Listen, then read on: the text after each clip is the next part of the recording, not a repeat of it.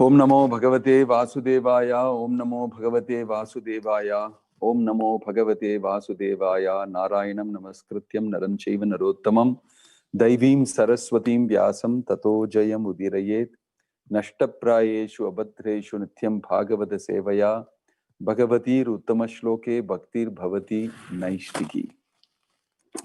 So we are going to read a little bit from, I've been asked to speak to you from Vidura's talks to Maitreya.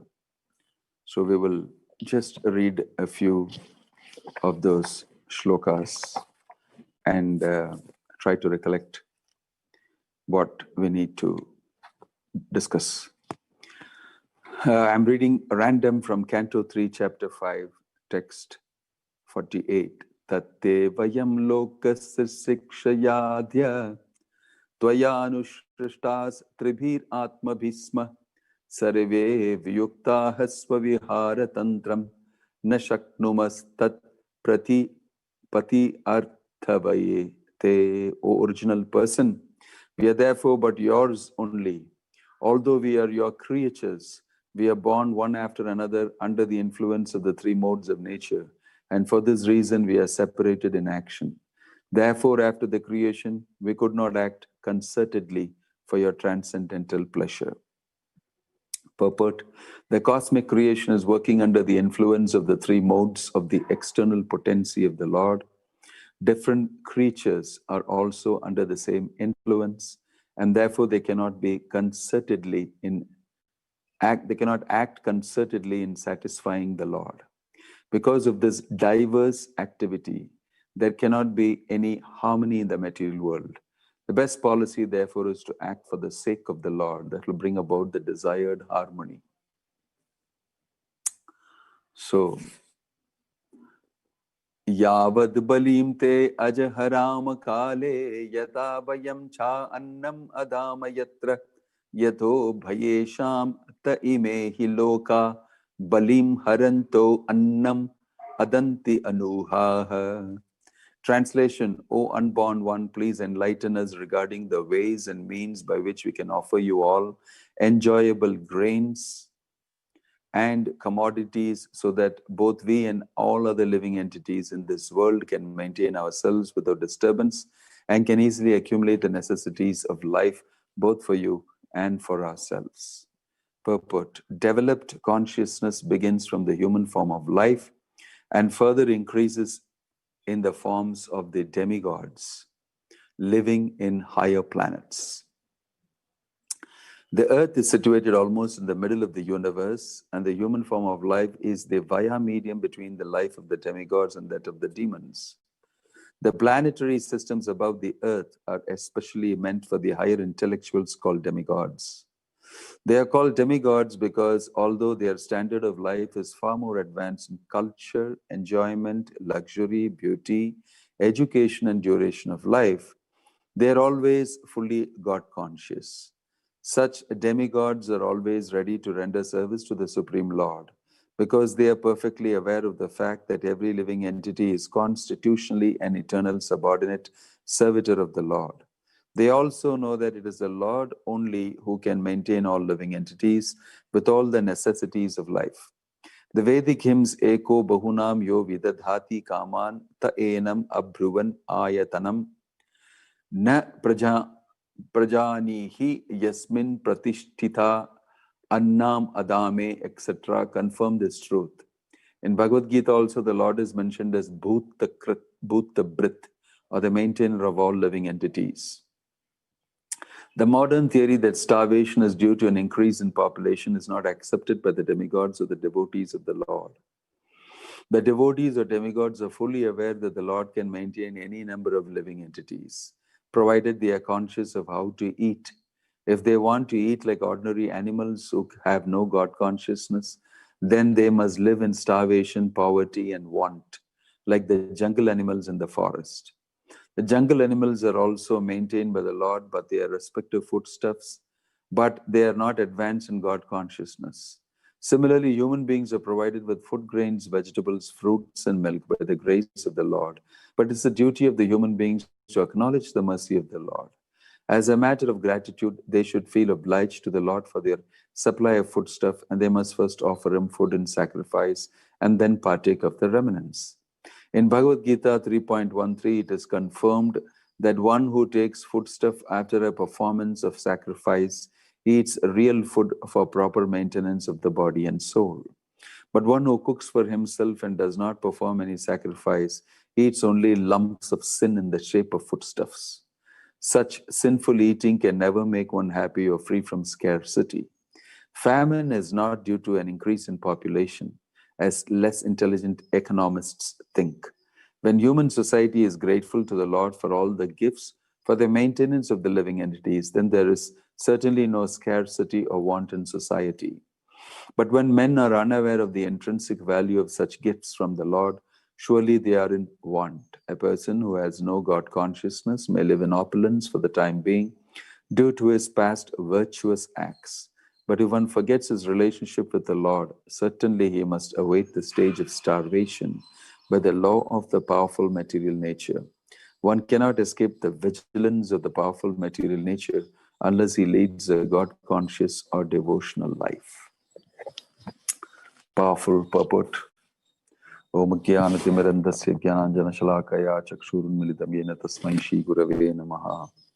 Nama Om Vishnu Padaya Krishna Prashtaya Bhutale Shrimate Bhakti Vedanta Swaminiti Namane Namaste Saraswate Deve Gauravani Pracharine Nirvishesha Shunyavadi Paschatya Deshatarine Jayasi Krishna Chaitanya Prabhu Nityananda Shri Advaita Gadadhar Shivasadi Gaura Bhakta Vranda. These talks between Maitreya and Vidura are very widely discussed and known. In this, Maitreya and Uddhava meet with the Lord just before he passes away. He gives them instructions. And his plan is that Maitreya will meet with Vidura, and Maitreya will give these instructions to Vidura. So you will see that Uddhava goes off to Badrikashrama under the instructions of the Lord. The Lord disappears. Vidura hears about the disappearance of the Lord from Uddhava. Uddhava takes leave and instructs Vidura to go and meet Maitreya. And accordingly, Vidura goes to meet Maitreya. And he meets with Maitreya and asks him questions. Maitreya glorifies Vidura for his questions and for his constant remembrance of the Lord and for being a devotee. Maitreya also understands that Vidura is actually Yamadharmaraj, having been cursed by Mandukya Muni, having taken a requirement. Vidura starts asking questions. His questions first are about the creation, the cosmos, the Purushavatāras, the whole aspect of the arrangements made by the Lord for living entities in this world. So that description is being made here. These two shlokas that we read, he started describing what is happening, then how everybody is offering prayers to the Lord. So creation is an amazing topic. The topic of discussing how things came into being. And Prabhupada is explaining here, what is the original intent and purpose? When we use something, understanding the original intent and purpose, we will be using it properly.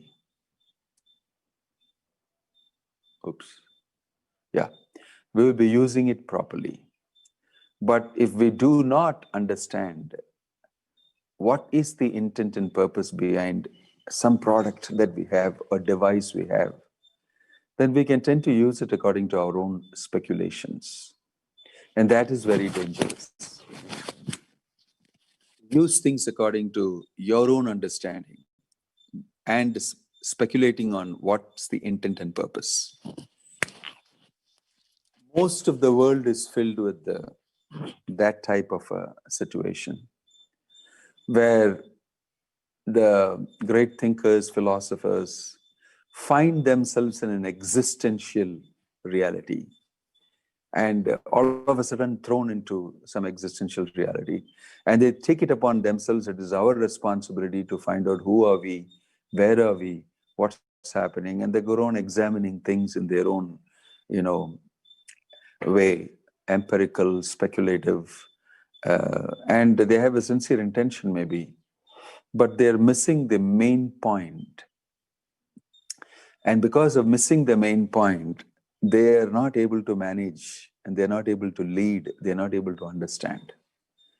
So it is imperative and absolutely essential that you cannot live in this world, you cannot use these facilities properly unless you understand how it came about and who is the person behind it, if at all there is one.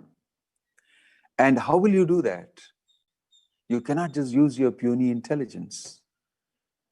It's by using your puny intelligence, you tend to speculate for eons and eons, and you'll arrive at no conclusion. So it is impossible to understand your situation, the nature of being, ontology, and existence as it is, cannot be understood on your own without external help. There's a simple point. The basic question, can we decode this? Can we actually understand this? Because things are orderly. There are planets in space. Everything is moving at clockwork, precision. And there is small alteration, it can create problems. And there are so many things set right. We can, by our simple intelligence, understand definitely there is a mechanism, there is a system. And if there's a mechanism and a system, there is an intelligence. Now, I'm not speaking in terms of intelligent design proponents. I'm speaking in terms of logic, common sense also. Even intelligent design proponents have made a scientific proposal saying that don't consider us to be just religious guys moving you towards an intelligent personality, acceptance. But even by logic, even by science, looking at and examining the things that we have around us, we have to talk about a personality. We have to at least talk about intelligence behind it. So even if you use science, if you use your best logic, you can't avoid facing the personality of Godhead and his authority. Because he is the origin. He is the creator from whom all these facilities came, and you also came. I understand that's very difficult to accept it for persons born in this world and thrown into this situation without any prior notice, without any prior understanding, without any premise. All of a sudden you find yourself. But the world is not designed to be just like this, to hit you in ignorance. God has created this place and he has put a manual there. You refer to this, you'll know everything about who's the creator, how the system works, how you are part of it, and what you should do and what you should not do. The system works according to that. It's not that all of a sudden something came about and you can go around discovering it and take credit for everything that you do. Because even if you discover it, you will understand that the more you discover, the more you understand, the more you will be wanting to conclude that there is a personality behind. So keeping that in the background, that logic, if you come to the purport that Prabhupada has written, that overpopulation is a result for scarcity of food.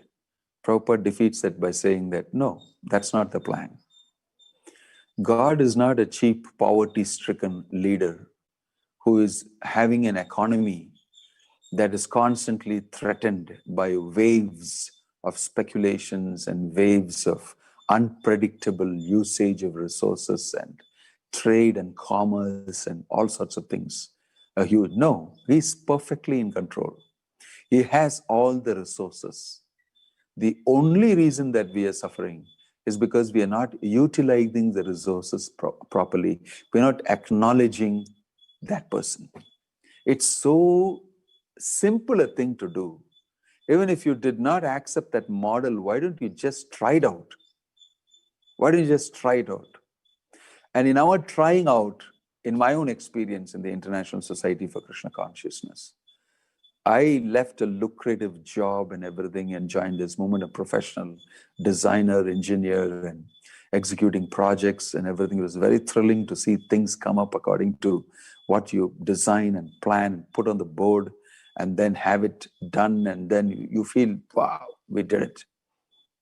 We are creating, we are manipulating matter, we are creating facility. It's a real thrilling thing to be a creator and create something and then utilize it, and then human beings use it and you feel great about it, right? It's quite fascinating, no doubt about it. Whole world is very busily engaged in that. And that thrill has been given to you. You can think you are the creator. You can think you produced it. You can think you made it. Fine. Fine. But who gave you the original resources? That if you do not acknowledge, then you're going to have problems. So you can become a secondary, tertiary creator. And you can be even a person who is dabbling with small material resources and producing some output in the form of whatever you wanted. But you can never deny that your original resources were provided by another person like you. Just that he has got far, far greater resources, far, far greater energies and power and capacities. It's a natural extrapolation from the micro to the macro system.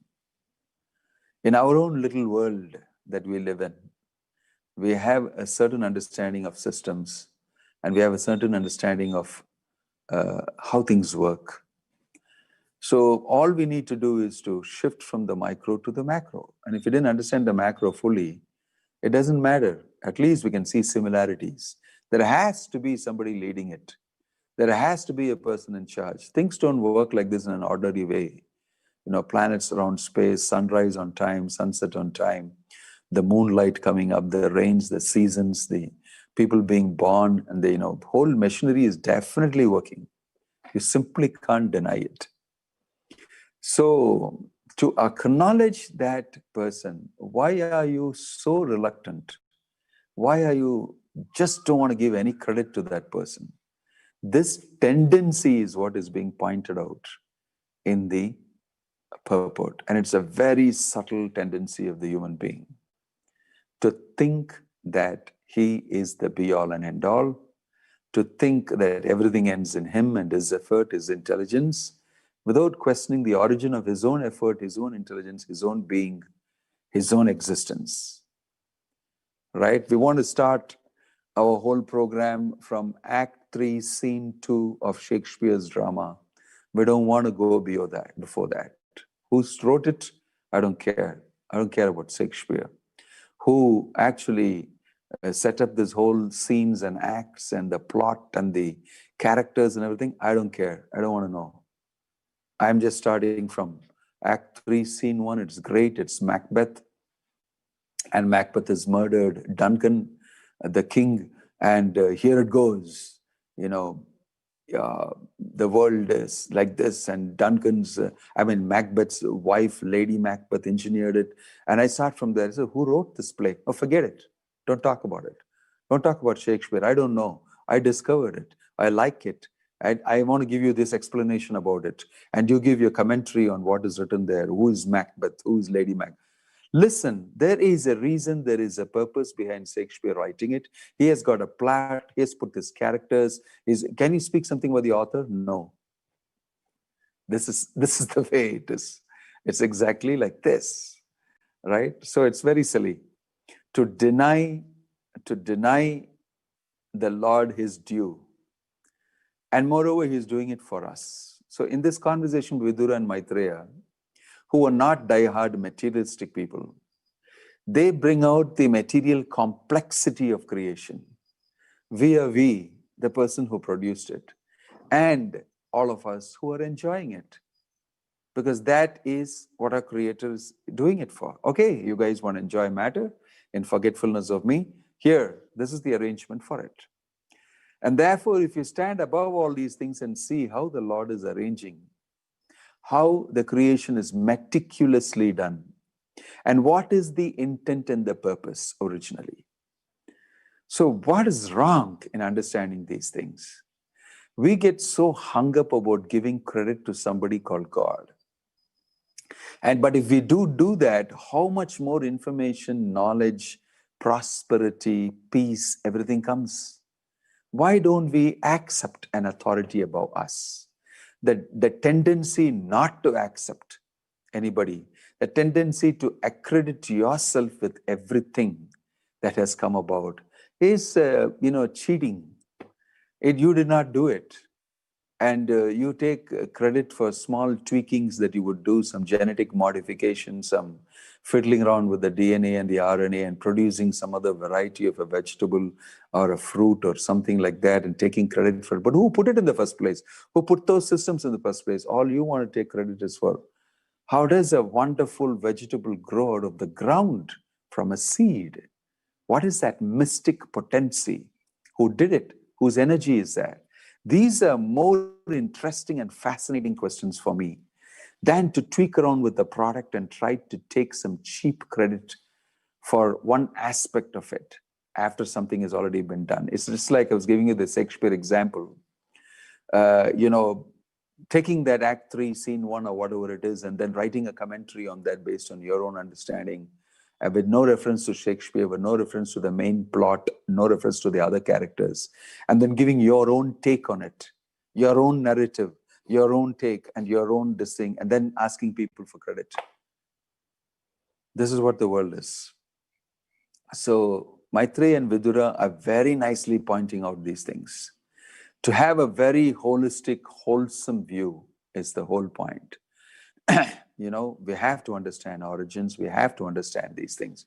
You cannot skip these things. So anybody who is genuinely interested in reality, if you read these conversations and be with it, in the sense follow it, where Maitreya is giving a beautiful explanation of how the Supreme Lord, who is very merciful, who need not do it, is actually doing it because he is your Father.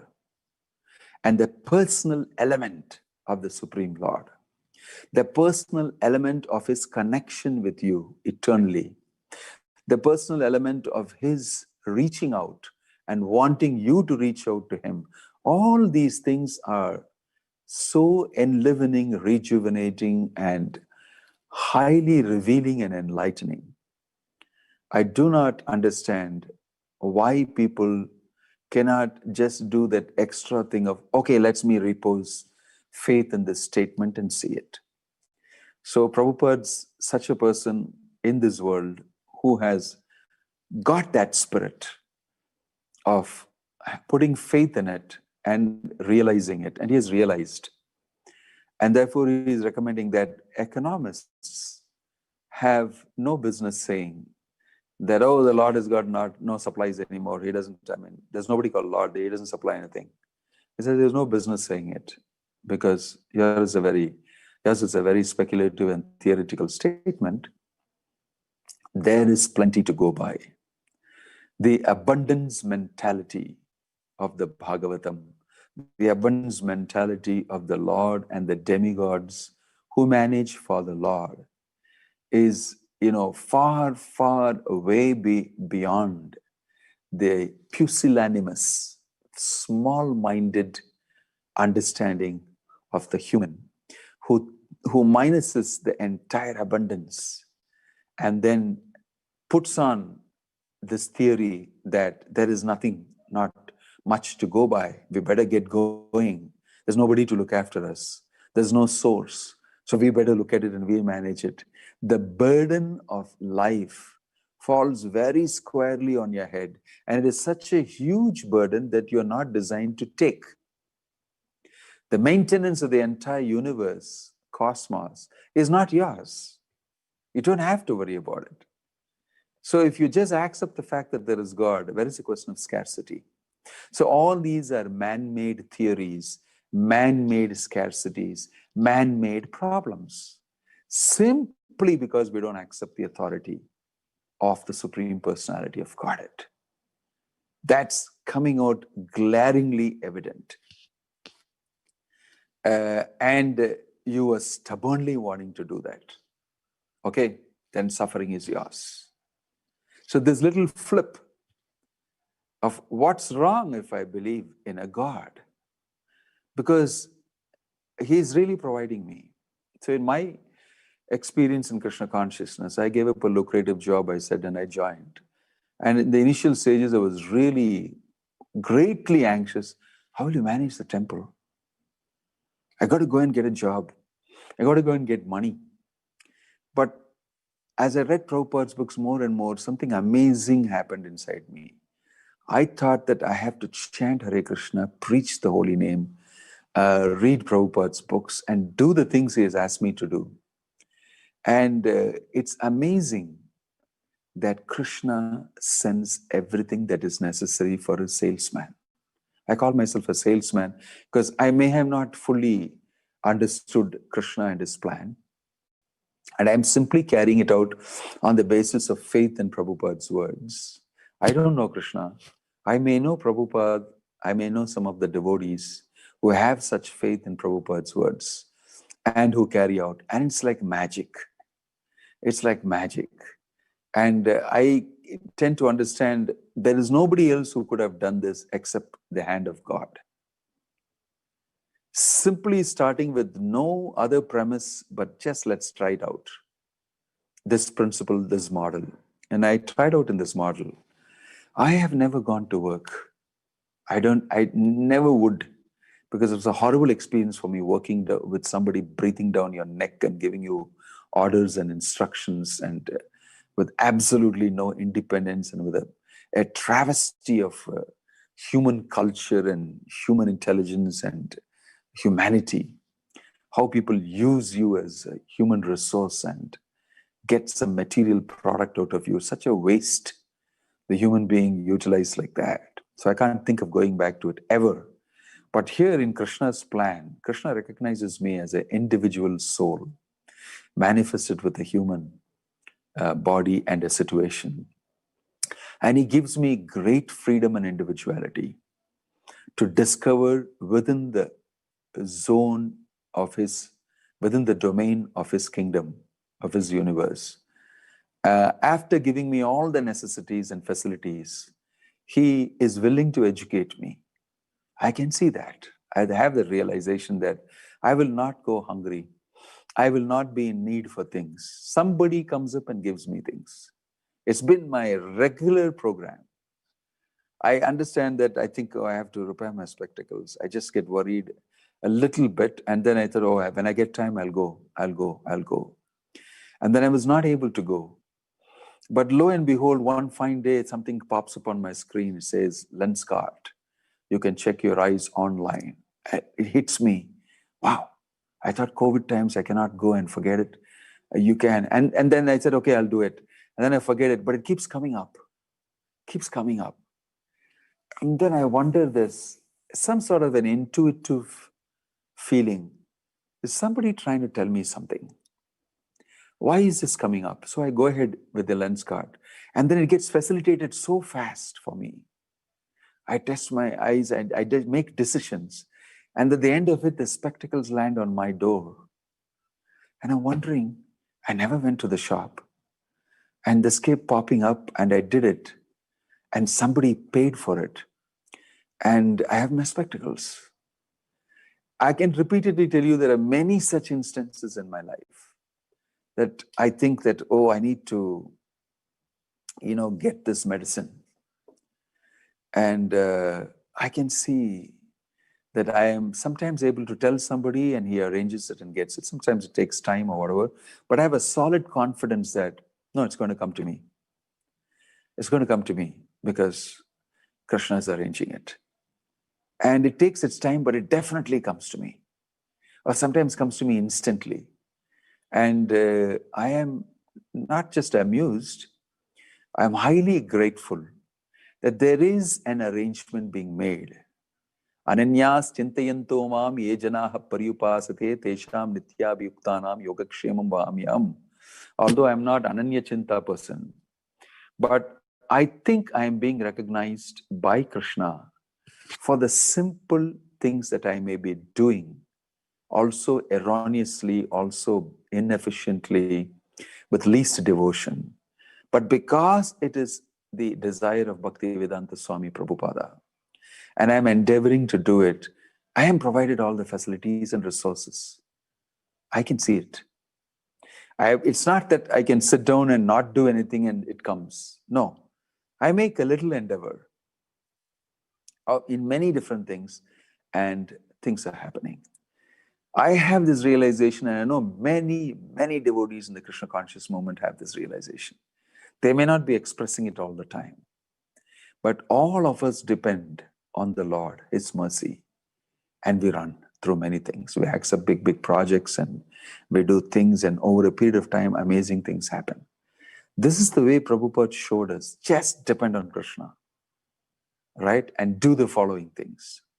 So just by following Prabhupada, I'm able to get an understanding and a faith imposed, and it's becoming more and more clear, and my faith increases more and more. There is God, there is Krishna, and the system is set up by Him. If I pay credence to this aspect, read the scripture which He has left, I can see exactly what's happening. I can see it there. So this faith is most vital to anybody's life in this world. If you don't have faith in God, if you don't want to acknowledge His contribution, then things are very unfortunate.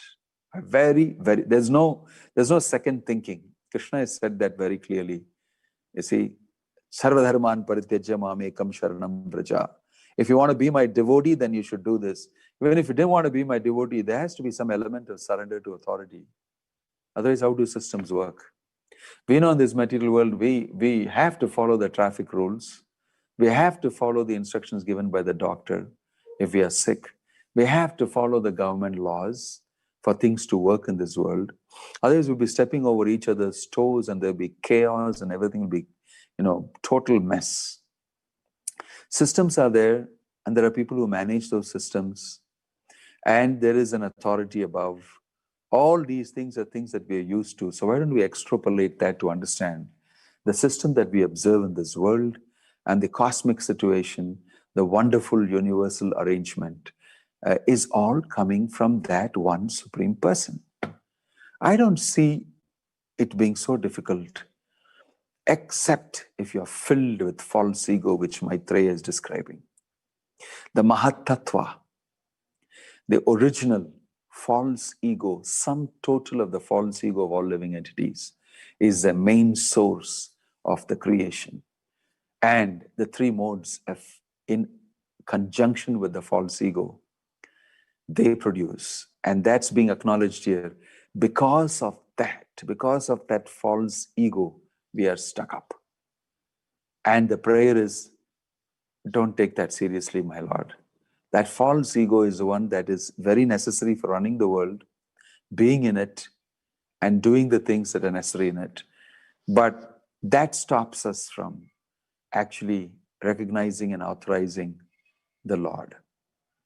So if we can understand the subtle aspect of it, then we can say, no, I must recognize Krishna. He is definitely the one. Although my false ego is telling that you can take the credit, but I must.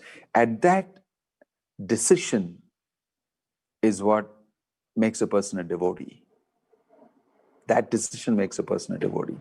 So the demigods are devotees because they have decided, whatever, we may be interested in enjoying Ramba, Kilotoma, Menaka, and Somarasa, and all said and done, in spite of us wanting that, there's no doubt that Krishna is the Supreme Personality of God. There's no doubt that He's the one providing for everybody. There is no doubt that, and we are continuously under His mercy, and we will do that. Just that we are a little bit tainted with desire for material enjoyment, and that my Lord also knows. even then you're a devotee and you are given all the facilities. Just acknowledgement, Prabhupada is saying. Acknowledge it. Your economic problem is over. How can people be so stubborn that if they're even given this choice and they won't do it, then we'll have to call it a day. That's how demons and devas come into being. Sura and Asura. One who is die-hard believer of his own capacity and his puny intelligence, and who willfully, goes against the authority of the Lord, that makes him a demon. So that's why in this world you have demons, because they may come in coat, suit, boot, they may even do altruistic activities, they even do good for people, but their tendency is never given to the authority of the Lord. That's dangerous. In creation, we can understand this element. Om Tat Sat. Srila Prabhupada ki jai. Maharaj, So there is a finish question on today's Facebook. short class. And it's a random pick. We hope to be able to meet again. Thank you. Hare Krishna. Chat